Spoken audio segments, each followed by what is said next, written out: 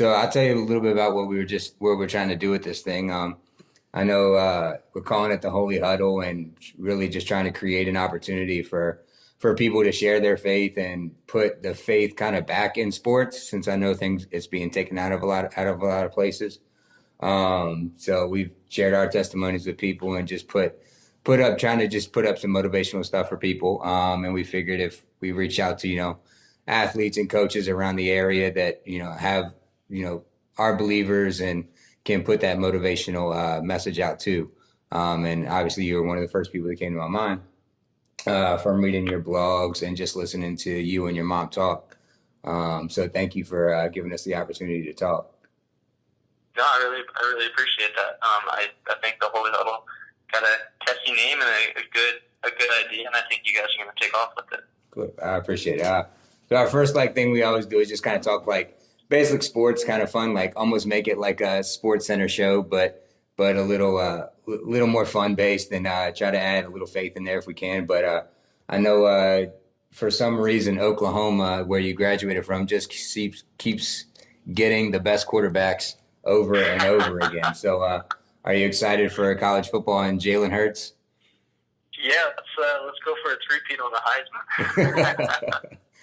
It's as unbelievable as a Mountaineer, through and through. The start of every year is okay. Maybe this will be the year we can beat Oklahoma, and then it's like, well, nope.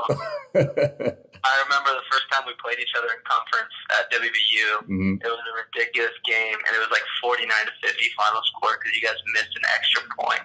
Heartbreaking. I was there. That was when Tavon Austin played his only game as a running back and ran for 400 and some yards, and we lost. Yeah, that's pretty classic Big 12 football right there. Yeah, absolutely. But you definitely I know WVU plays Oklahoma on October 19th, and you always play Houston in the first game. That's scary. The strength coach that I interned under is actually the head strength coach there now. So I know they're coming after Oklahoma, judging from his Instagram. I mean, I think they beat us a couple years ago. Mm-hmm. So I think it'll be a lot better for us instead of going into a game with, our heads down a little bit, looking forward and not being ready for the team, getting beat by them. I'm sure they're going to be much more prepared this time around. Yeah, definitely. But after that, I know. So what? How long have you been with Zap, and what led you to them, and what are you excited about with them? Yeah, so I guess most people probably don't know much about professional running. It's pretty much the same as getting recruited out of high school.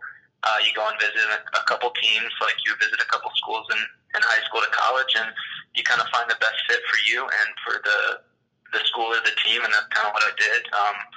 There's 5 or 6 professional groups that are at that level in the United States, so not quite as many options as colleges, obviously, but when I came out there to visit, I just fell in love with it right away. It was a lot like West Virginia, just beautiful, mountainous, and I didn't even realize I wanted that until I showed up at Oklahoma, and it's just brown and flat. But no, it was a lot closer to home, a lot more like home, and just fell in love with the team right away and the coaching staff. So it was a home run right away. I've been there for just over 3 years now. Okay. Now, I know you just had that setback you talked to us about before, but you were excited to go for the 2020 Olympics, right?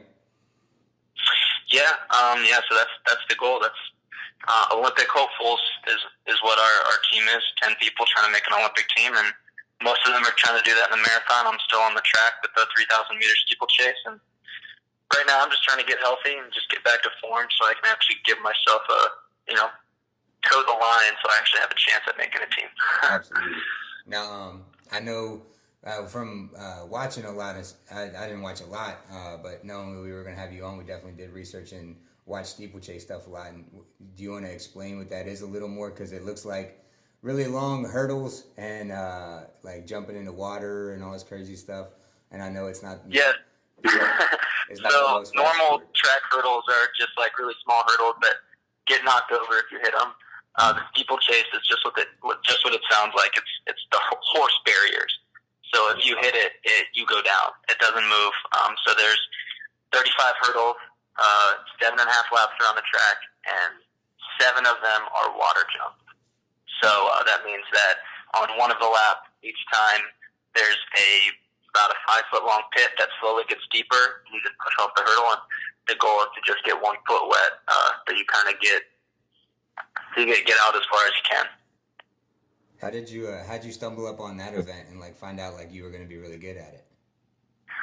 I think kind of at least where my coach in college, so they didn't have any steeplechase in West Virginia, so I didn't ever do it in high school. They do have they have a national meet that you could sign up for if you're in a fast enough 2 mile, and some states have it, like New York has steeplechase in high school. But I never even heard of it until I got to college. And basically what our coach does is he picks the guys that he doesn't maybe think can make it at a really high level in the flat event, and says if you want to work a little bit harder, and the more athletic guys usually that can jump and just maybe played basketball and soccer growing up more so than just ran, and he gives us a shot at it and go over a couple hurdles, and he basically says, yeah, we'll try it, or no, you need to get back to the 10K or the 5K or whatever it is. Nice. That's awesome, man. This is Lloyd here speaking. Just wanted to know what's kind of your mindset when you're going into a race, or what are kind of the things you're thinking about during the race that kind of helps motivate you or kind of gives you that extra push when you got 3 laps left, but you already ran 6 of them and you're tired. I seen on your in high school you dove at the finish line at the state meet. So what's some of the thought process that goes to your head? The funny story behind that high school dive, what was going through my head in that one is right before the race started, I had already lost to that guy 3 times that weekend. Jacob Bertram was just a superstar. We actually went to college together. And so going into the 800, we knew it was going to be close because I'm a little bit faster. I got some more wheels than he might have. And right before the race, my middle school coach told me, because he had seen me dive before, he told me that I had the quote-unquote Superman dive in my back pocket if I needed it. So the last 50 meters, I was just trying to hang on as long as I could and then just get him at the line, surprise him with the dive. And ironically, it all went according to plan, but I still lost. At least you put it all out there. Yeah, you put it all on the line. Yeah, no, I got a lot of crap for that race because right afterwards, I punched the track really hard. 18-year-old kid just lost another state championship kind of thing. But yeah, no, I think for me, as long as I leave it all out there, I can walk away happy. I don't have to be obsessed over what kind of time I'm going to run or who I have to beat or all the pressure that other people are trying to put on me. Like if I walk into a race and I run my heart out and I know I do that, then I can walk away with my head up, and that's really all that matters. So the only thing that I would walk away disappointed with is if I didn't leave it all on the track. So that's what motivates me. I want to find out what I can do, how far I can push my body. I think I can make an Olympic team. My times don't say that right now, but I still believe that. And even with this next surgery that I've got to have, I'll come back stronger and maybe still have a shot at the 2020 Olympics, and if not, 2024. There you go. That's awesome. Definitely, things that keep happening like that, or big setbacks that could definitely be something that derails a person very, and can be very defeated. But to have the outlook is definitely inspiring. I know that's probably not the easiest thing to do. I'm sure you have your moments as well, but to be able to have that outlook, I think that's one thing about that I've noticed about professional athletes and things is when you have those setbacks, it's you know what, I'm good. Like we're going to come back. We're going to be stronger, even though it's not an easy process. So we'll definitely be praying for you through the whole process, and we know we're excited to see you come back stronger. Because judging by seeing your times and stuff like that of all your PRs, and you're a person who's not satisfied with them. To me, I'm like, holy cow, man, that is fast. But that's awesome. Well, go ahead. I'm glad you said that, because I think that's kind of what you're trying to do with this podcast, is show what sport can do just for everyday people in the real world. I mean, I think for me, it's really built my character and made me the man I am today, and that's because of the patience that you have to have, and like the failures that'll help you get back up and get stronger. I mean, you don't learn from winning a race. You don't learn from getting an A on a test. You learn from the struggle and getting knocked down, and that's how you kind of build your character, build yourself up, and just kind of learn how much you can really take. And it's in a nice, controlled environment. You don't have to do something like lose a loved one or anything like that to grow as a person and to find out how strong you are. You can do it in this controlled environment of sports.